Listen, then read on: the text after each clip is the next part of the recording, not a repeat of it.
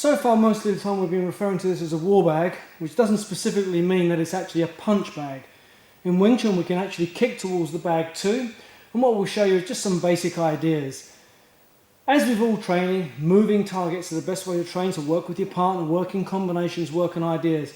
But one of the most important assets of kicking, as anybody in any style will tell you, is balance. The supporting leg has superior importance in Wing Chun over the actual thrusting leg. In some styles they'll lift up the leg and come higher, they'll come up onto the toes of the base foot.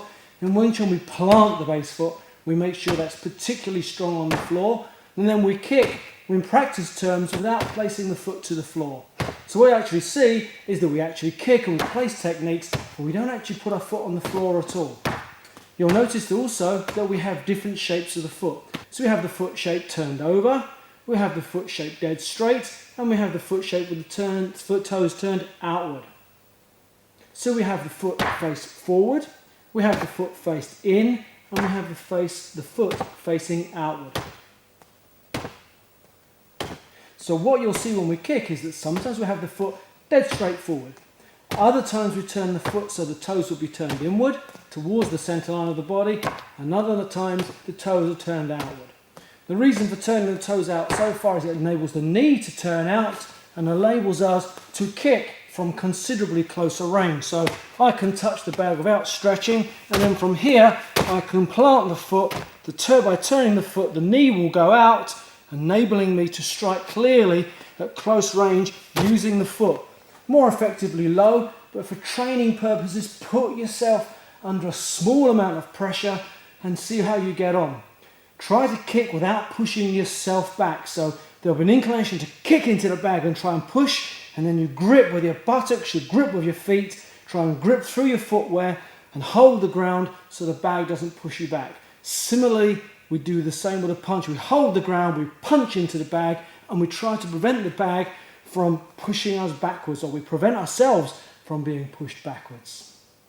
Okay, you'll see that certain shapes have the bong, and then when we use the bong, we use a tong kick.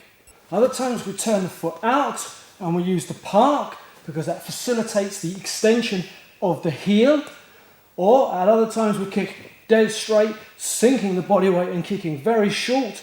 You can also use the ball of the foot to kick someone straight into the patella ligament. A very, very effective strike indeed.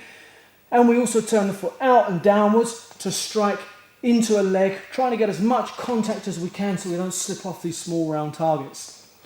Also what you'll see is that we sometimes use tarn as well, so we might move out and use tarn, or even fake it across, changing legs. So when you're kicking onto the bag, you may well facilitate this move, flicking across, driving in, flicking across at 45 degrees, and other times you'll be using the bong and folding, unwinding, using the hips that little bit more to push and drive your supporting leg. And other times we simply reverse hand, kick dead straight. Purpose is the knee and the hand basically don't get in the way of each other. So you just kick straight, reverse leg, reverse hand, basically kicking into the pubic symphysis, straight into the pubic bone.